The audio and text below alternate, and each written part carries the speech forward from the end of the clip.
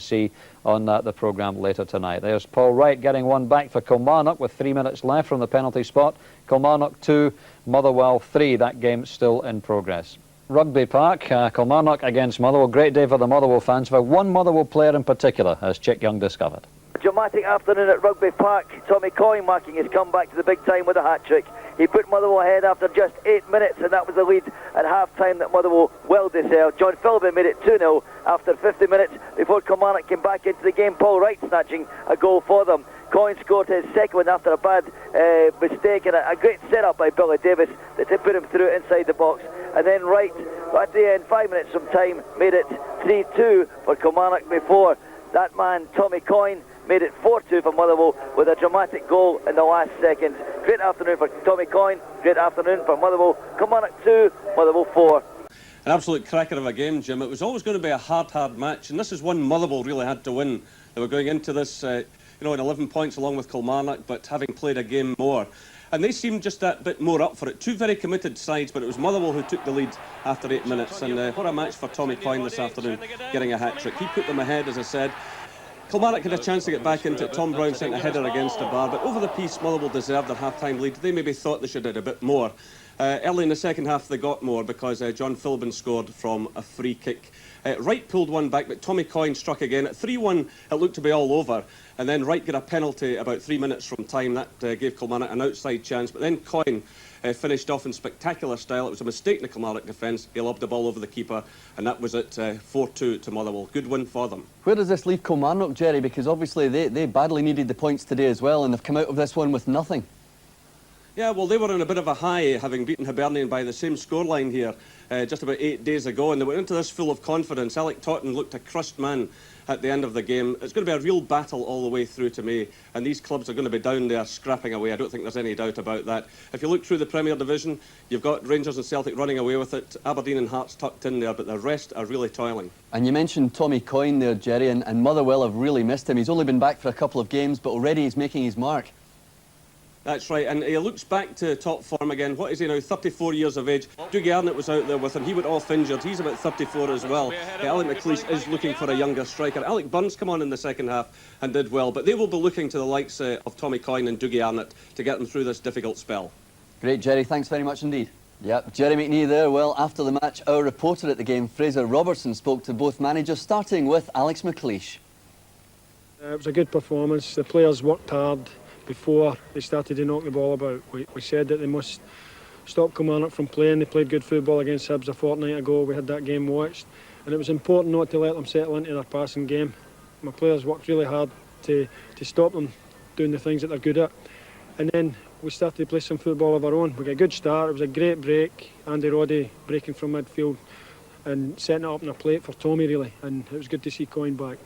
Well, we didn't start well, Jim. You know, at home you've got to try and put teams under pressure right away. We didn't do that. We were defending from the off, and then we went a goal behind, controversial circumstances, and a couple of goals in the game really controversial. Even the pass back, or supposedly a pass back by Kevin McGowan, was never a pass back. Now, the thing is, I mean, you've got to get decisions for you, and I felt the decisions went against us. There's no way in the world the boy tried to pass the ball back to the goalkeeper, but a decision was given, and they scored from that. So obviously they got a tremendous lift. Yeah, that was Alec Totten talking there to Jim White. Fraser Robertson was speaking to Alec McLeish. Charlie, you were at that game at Rugby Park today. Great result for Motherwell, but it leaves Kilmarnock in a dodgy position. Well, to be fair, I think even at 1-0 in the first half, that Kilmarnock did nothing in the first half to suggest they had anything to get, any ideas to get themselves out of trouble. Every time that they scored, they came back at Motherwell. Motherwell stepped up the gear. But Tommy Coyne was different class today. His all general play was superb. Yeah, Jerry McNee was enthusing about Tommy's play, and he does give them another dimension when he's fit. Yeah, he did, and they took the Dougie Arnott, who's 35, off. Just can't keep running the way he used to. Alec Burns came on, nice link-up, and I think there's going to be an important factor here for Tommy. He's going to help teach people like Alex Burns also, which will be a big plus for Motherwell. Motherwell looking in better shape, Charlie, compared to a few weeks ago? Yeah, much better. They looked a bit stronger defensively, although they lost 2 goals. But going forward, they looked full of imagination, good passing. You know, I was impressed with him today. Derek, we were just watching the interviews there, and we all commented on the strain in those managers' faces. It's tough at the bottom, isn't it? Well, certainly. It was an important one for both sides. It was a 6-pointer, no doubt about that. Alex McLeish had to win this one. He's had a few defeats in the last 3 or 4 games. But that's the main man, Charlie's spoken about him, Tommy Coyne. They've been creating chances this season, but nobody's been taking them. He's back, that's his second game. Second game he started, and 3 goals. You can't ask for any better than that. Can you see Motherwell going in a wee bit of a run now, Derek? I think they have to. They've had terrible injuries, as many clubs have had the same thing, but they seem to be worse than ever, Motherwell. But once they get Willie Faulkner back as well, another striker alongside him, I can see Motherwell certainly climbing up, yeah. Right, we'll be watching Motherwell in the weeks to come. Derek, thank you. Kilmarnock and Motherwell went into their meeting in joint second bottom place. Commentator Jerry McNee.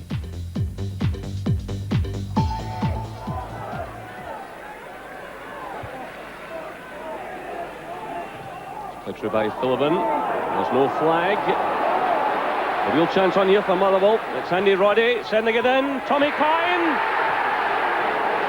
Motherwell take the lead.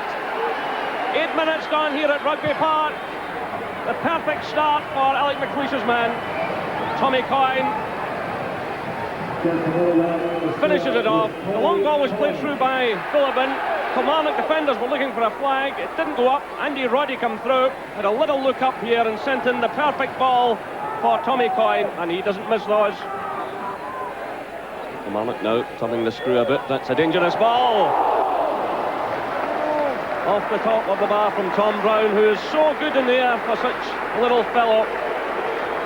So unlucky here. It was a great ball, causing the defence and the goalkeeper all kinds of problems. But, off the top of the bar.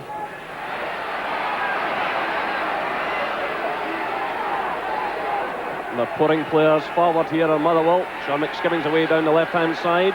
Here he is, good running by him. McSkimming sends it in!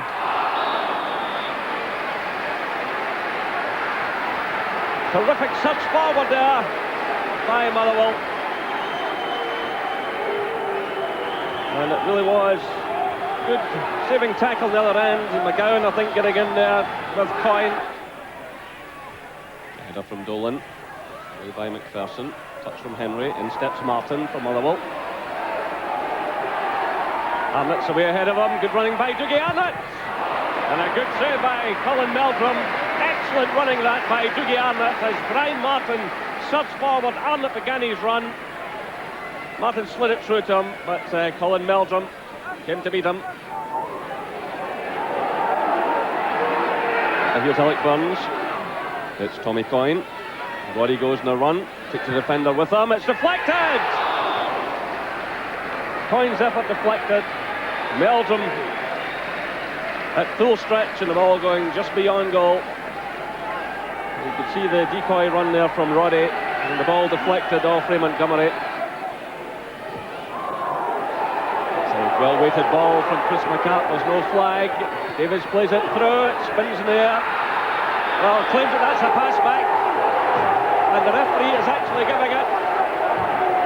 This will be an indirect free kick. Just 6 yards from goal. The defender was under a lot of pressure. The referee interpreted that as the defender trying to get the ball back to his goalkeeper. A golden opportunity for Motherwell, and they've taken it!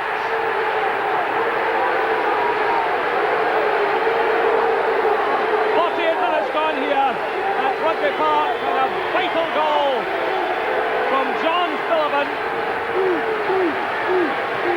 He lashed the ball into the roof of the net. Terrific strike. Kilmarnock 0, Motherwell 2.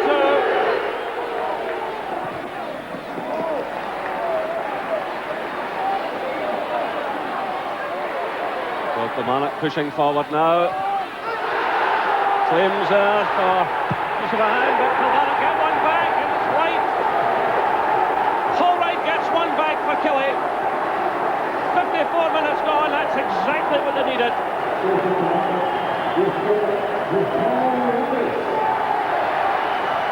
So the ball floated away to the far side. There was claims there. The ball come off the defender's arm. And then good finish there by Paul Wright.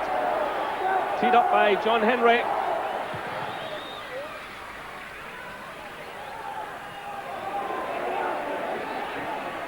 Oh, that's given away to Tommy Coyne.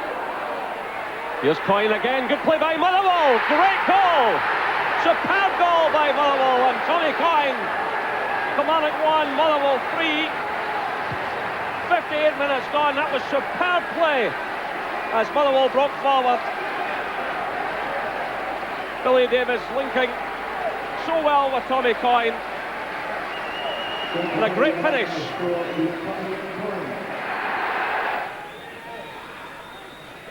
Lieutenant there, the Motherwell substitute. It's Burns again. Here's Dolan. Lieutenant. Burns. And so unlucky from Tommy Coyne, almost getting the hat-trick.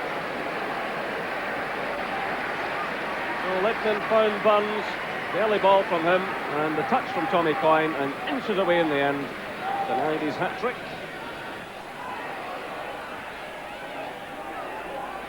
This is Kerr. White's in there, battling down, he goes, that's a penalty. Paul Wright fouled inside the area. Andrew Waddle points towards the spot. There are 4 minutes left. There might be a grandstand finish yet. If he can put this one away, Motherwell might still have a bit of work to do. It's Paul Wright. Kilmarnock 2, Motherwell 3. About 3 minutes left. He throws the ball into the back of the net.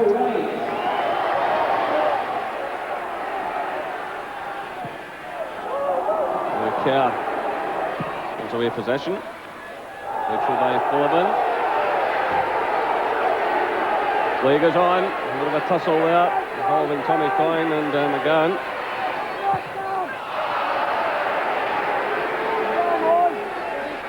Well, Andy Roddy had got himself into a reasonable position, but sent it high over the target. Stepping away from Ray Montgomery.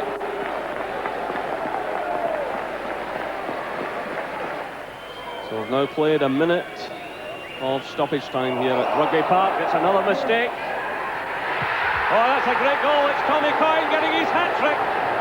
A mistake there by Ray Montgomery. And Tommy Coyne floated the ball over Colin Meldrum for a superb goal. Kilmarnock 2, Motherwell 4. And well might those Motherwell players celebrate. But Kilmarnock really getting themselves into awful trouble here. A mistake by Montgomery. And there was Tommy Coyne reacting immediately, flipping the ball over the goalkeeper for his hat-trick. Real pressure on the managers at Rugby Park on Saturday. Alex Totten in the Kilmarnock dugout, Alec McLeish on the Motherwell bench. And it was Motherwell who took the lead. Jerry McNee, the commentator. Played through by Philibin. There's no flag. A real chance on here for Motherwell. It's Andy Roddy sending it in. Tommy Coyne. Motherwell take the lead. 8 minutes gone here at Rugby Park. The perfect start for Alec McLeish's man.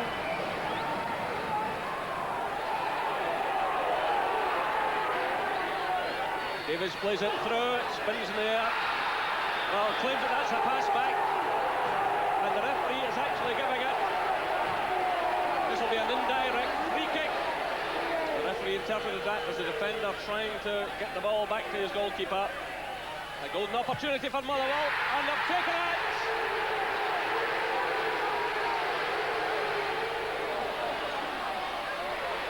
Well, Kilmarnock pushing forward now. Claims there for use of a hand, but Kilmarnock get one back, and it's Wright. Paul Wright gets one back for Killie. Oh, that's given away to Tommy Coyne. Here's Coyne again, good play by Motherwell, great goal! Superb goal by Motherwell, and Tommy Coyne. Kilmarnock 1, Motherwell 3. This is Kerr. Wright's in there, battling down, he goes, that's a penalty.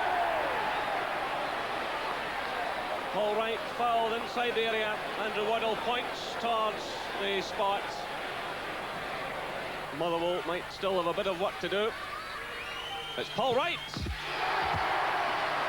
Kilmarnock 2, Motherwell 3. So we've now played a minute of stoppage time here at Rugby Park. It's another mistake. Oh, that's a great goal. It's Tommy Coyne getting his hat-trick. A mistake there by Raymond Montgomery. And Tommy Coyne floated the ball over Colin Meldrum for a superb goal.